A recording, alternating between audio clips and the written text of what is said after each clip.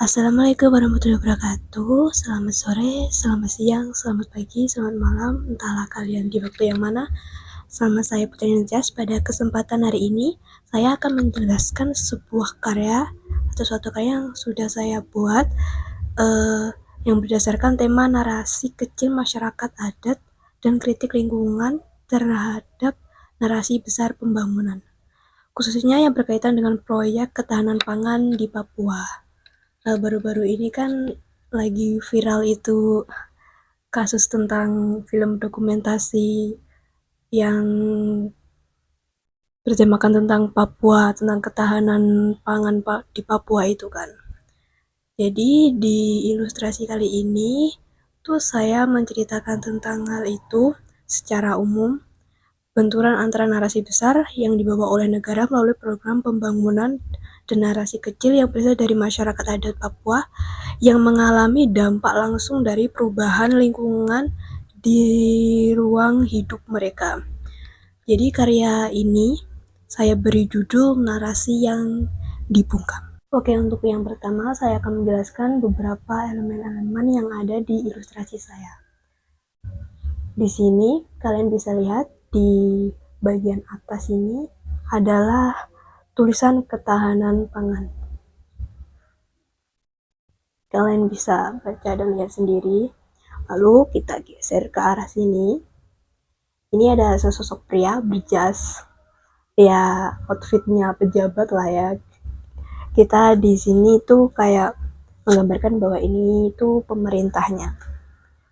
Lalu di bagian bawah, agak geser bagian bawah, di sini ada sosok perempuan Papua dengan baju adat mereka.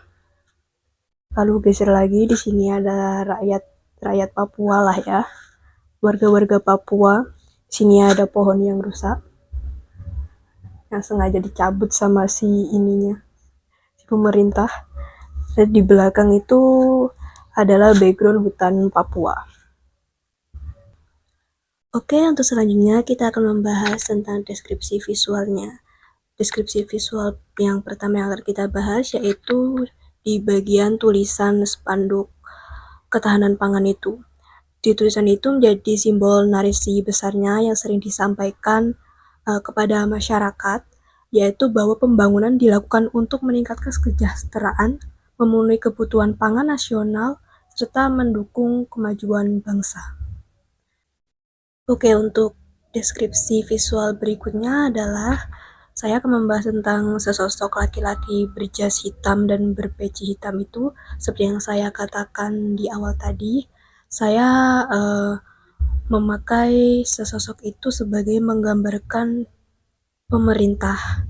Jadi kayak simbol kekuasaan, pengambilan kebijakan, dan sebagainya.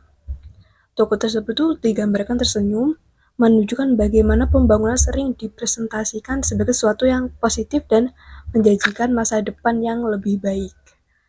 Seperti kayak ketahanan pangan gitu kan, kayak kalau di berita-berita mereka tuh bilangnya ini tuh kegiatan yang positif dan demi kesejahteraan masyarakat Papua itu sendiri.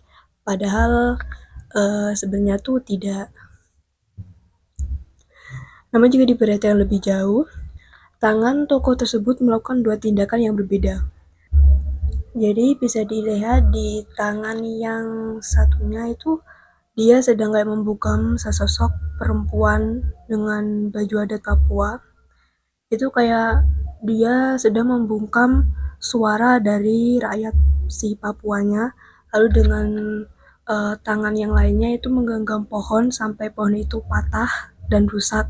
Itu kayak mencerminkan dia tuh sebenarnya sedang merusak alam, bukannya sedang memajukan kesejahteraan masyarakat.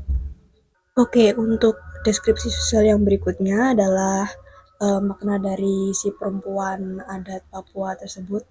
Perempuan Papua yang berada di tengah ilustrasi itu melambangkan masyarakat adat Papua. Ya, udah jelas gak sih? Ya, ia digambarkan menangis karena mengalami kehilangan ruang hidup, budaya dan lingkungan yang selama ini menjadi bagian penting dari identitas mereka. Lalu air mengalir menunjukkan kesedihan, menunjukkan yang ketidakberdayaan mereka, dan mulutnya ditutup, yang seperti yang saya katakan tadi, mulutnya itu ditutup sama si pria berjas atau si pemerintah untuk dibungkam dan tidak boleh bersuara. Mereka merasakan dampak langsung dari perubahan yang terjadi, tetapi suara dan pengalaman mereka seringkali tenggelam oleh narasi pembangunan yang lebih dominan.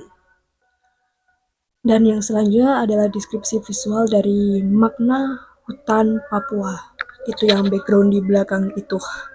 Pada bagian kiri ilustrasi terdapat kayak hutan yang menggambarkan masih hijau dan lebat. Hutan ini bukan hanya sekedar kumpulan pohon, tetapi merupakan simbol kehidupan masyarakat dan adat Papua.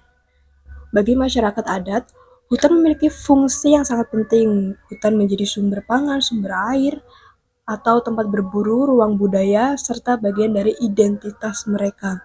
Lalu ada salah satu pohon yang digenggam oleh si pria berjas itu, atau yang digambarkan sebagai pemerintah, yang digenggam sampai rusak atau sampai hampir tercabut.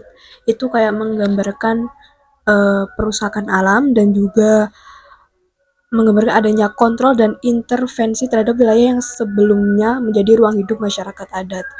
Ya, tindakan ini mengisyaratkan bahwa perubahan penggunaan lahan dapat mempengaruhi keberlangsungan kehidupan masyarakat lokal dan ekosistem yang ada di dalamnya. Oke, yang selanjutnya adalah penjelasan makna figur masyarakat adat yang ada di bagian, bukan background sih, bagian depan. Mereka tuh kayak sedang mendorong si pohonnya itu kayak sedang berusaha mempertahankan si pohon atau si hutan Papua. Kayak hal ini tuh menggambarkan bagaimana masyarakat adat yang ada di Papua tuh berupaya menjaga tanah mereka, hutan, dan warisan budaya yang mereka miliki secara turun-temurun. Kehadiran mereka juga memperkuat narasi kecil dalam ilustrasi ini, yaitu suara masyarakat yang hidup langsung berdampingan dengan alam. Oke, sebagai penutup, karya ini tuh disimpulkan berusaha menggambarkan hubungan dan benturan kritik dan ironi antara narasi besar pembangunan yang dibuat oleh pemerintah dengan narasi kecil masyarakat adat Papua. Melalui simbol tangan yang membungkam, perempuan adat yang menangis, serta hutan yang berada dalam kendali kekuasaan, saya ingin menunjukkan bahwa pembangunan tidak hanya dapat dilihat dari sisi ekonomi dan kemajuan semata. Karena suara masyarakat lokal dan juga berkelanjutan, lingkungan juga menjadi bagian penting dalam setiap proses pembangunan. Karena pada akhirnya, pembangunan yang baik bukan hanya tentang mencapai tujuan, tetapi juga memastikan bahwa masyarakat yang hidup paling dekat dengan sumber daya alam tetap didengar, dihargai, dan dilibatkan. Oke, terima kasih telah mendengarkan ocehan saya. Melalui karya ilustrasi ini, saya ingin saya berharapnya bisa menyampaikan suara dan isi hati para masyarakat Papua. Dan sampai jumpa lagi. Wassalamualaikum warahmatullahi wabarakatuh. Ciao.